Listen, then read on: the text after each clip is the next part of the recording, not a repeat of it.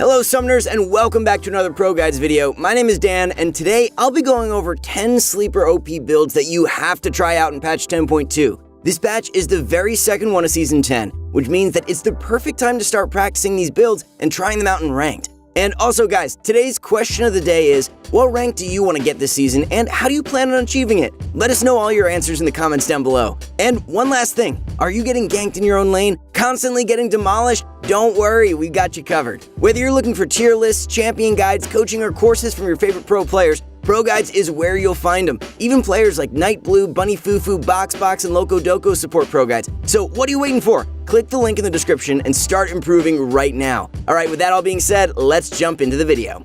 Starting off the list at number 10, we have Manamune Fiora. This one is quite tricky to play, but it's extremely effective once it gets going. It might be quite awkward during the early stages of the game because you'll have to play safe instead of constantly dueling your opponent like the standard Fiora playstyle. The reason why this build is so strong is because the bonus max mana from Presence of Mind, combined with Muramana and Fiora's auto resets, allows you to do a ton of damage. For runes, you'll go Conqueror, Triumph, Legend, Bloodline, and Coup de Grace, followed by Sorcery second for Transcendence and Gathering Storm. Then for items, you'll rush Tiamat, which later builds into Ravenous Hydra, then Manamune, Triforce, Tabbies, Sterix Gauge, and Death's Dance. A lot of pro players have been trying this build out in solo queue, and our analysts highly recommend you start abusing this before it becomes well known. Next up at number 9, we have a build from Korea, which is Taliyah Support. So recently in the KR server, our analysts have been noticing that Taliyah has seen some more play in the bot lane. This is mainly due to the rank 1 Korean player hitting Challenger playing only Taliyah ADC. However, we've also noticed that a lot of pros have been trying her out support as well. The reason why this works so well is because engaged support like Nautilus and Rakan get hard punished by Taliyah's E, followed by an easy disengage with her W. For runes, you'll go Electrocute, Cheap Shot, Zombie Ward, and Ravenous Hunter, followed by Precision second for Triumph and Coup de Grace. Then for items, you'll go Shard of True Ice, Hextech GLP, Sork Boots, Morello, Zanyas, and Liandry's. Give this build a try, but make sure you practice a lot before jumping into ranked. You have to master the timing of her W and E against other support's engage tools to utilize her kit to the fullest. Coming in at number 8, we have Rumble in the Jungle. So this build used to see a lot of play during the early days of League of Legends. I'm talking like way back in early Season 3. But recently, it's been rising in popularity again. A lot of the meta junglers right now actually struggle against Rumble in the 1v1 and are often caught off guard by how strong he is. In addition to that, Rumble's greatest strength is his teamfight potential during those dragon fights, which are vital to winning more games. For runes, you'll go Dark Harvest, Cheap Shot, Zombie Ward, and Ravenous Hunter, followed by Inspiration second for Magical Footwear and Cosmic Insight. However, we've noticed that pros in Korea also like going Sorcery second for Nimbus Cloak and Water Walking, so it's all down to personal preference. And for items, you'll go Runic Echoes, Sork Boots, Morello, Zanyas, Liandry's, and Avoid Staff. I've actually tried this one out myself, and I'm addicted to this new jungle playstyle. Next up at number 7, we have a sleeper OP build for Kog'Maw. Kog hasn't been doing so well in the meta recently, but he's been thriving with a new build. Instead of going on hit or tank bursting items like Blade of the Ruined King or Wit's End, some pro players have been hitting the pedal to the metal and going full crit. For runes, you'll take Lethal Tempo, Presence of Mind, Bloodline, and Coup de Grace, followed by Inspiration second for Free Boots and Biscuits. Then for items, you'll rush a Storm Razor into Rage Blade, Berserkers, Runans, Infinity Edge, and a Phantom Dancer. I honestly much prefer this build over the standard Bork style, and I'm surprised at how unpopular this is. Having that Storm Razor really helps Kog out during his weaker early stages and allows him to spike better into the mid-game. Coming in at number 6, we have a new build for Graves Jungle. Whenever you see Graves being played in the jungle, it's usually one of two styles. Either you go Dark Harvest or Electrocute with lethality items, or you go Fleet Footwork with the standard Cleaver. However, in patch 10.2, there's been a Graves build which has been rising in popularity, which is Hail of Blades. This is most notably used by junglers Mujin and Mowgli, who are very good Graves players. For runes, you'll go Hail of Blades, Sudden Impact, Eyeball Collection, Relentless Hunter, followed by Sorcery second for Nimbus Cloak and Water Walking. Then for items, you'll go Red Smite Warriors, Berserkers, Umbral Glaive, Yomus, Maw of Malmortius, and a GA. The build is very versatile though, and you can pretty much go any route with the Hail of Blades. We've seen pros build Black Cleaver, Phantom Dancer, IE, Rapid Fire Cannon, Storm Razor, Duskblade, and many more. Point is, any standard Graves items will work, so build according to the circumstances of your game. Since we're at the halfway point, here's a recap of the first 5 builds we've mentioned. Take a few seconds to screenshot or write them down anywhere.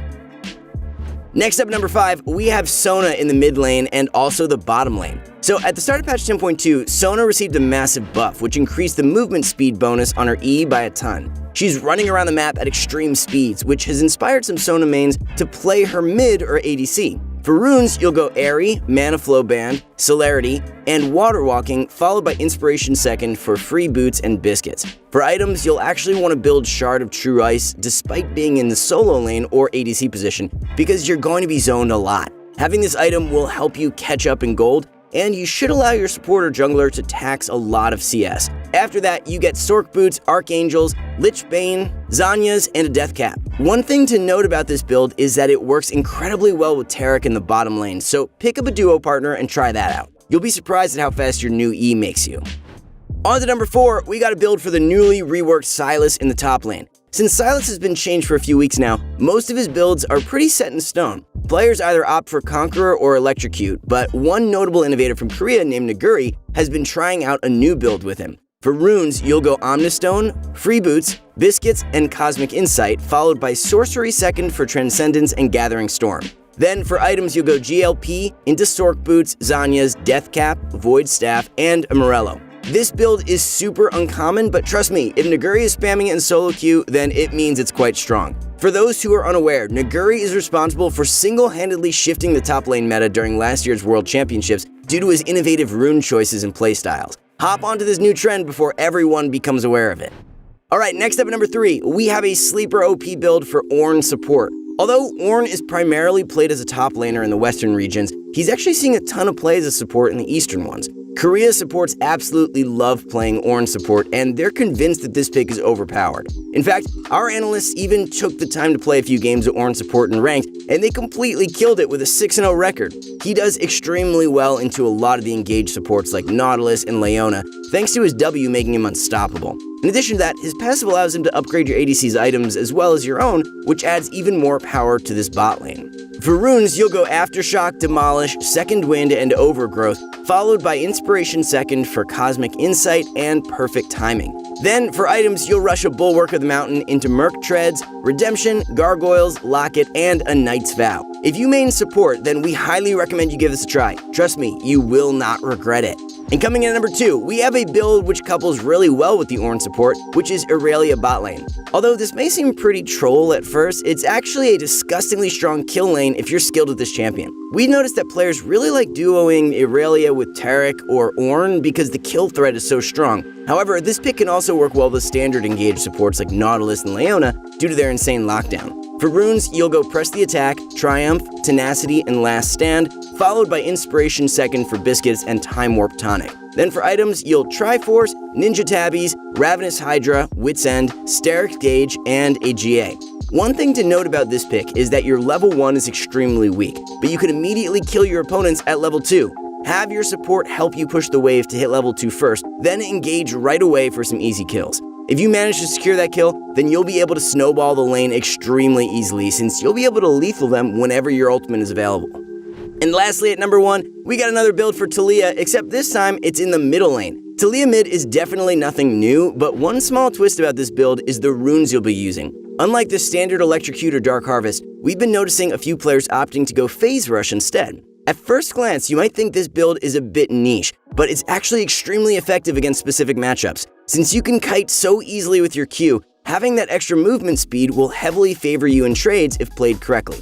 What should happen is you'll be able to poke them out consistently and then kite backwards with Phase Rush so they can never catch up to damage you back. For runes, you'll go Phase Rush, Mana Flow Band, Celerity, and Water Walking, followed by Domination Second for Ravenous Hunter and Cheap Shot. Then, for items, you'll go GLP, Sork Boots, Rylai's, Leandries, Morello, and Azanias. This build is perfect for players who enjoy roaming around the map and making plays while also being a very strong backline damage dealer. One tip we will give for anyone trying this build is to hard shove your lane constantly and help out your jungler. Your Q makes it extremely easy to take dragons, so try to pressure the bottom half of the map as much as possible.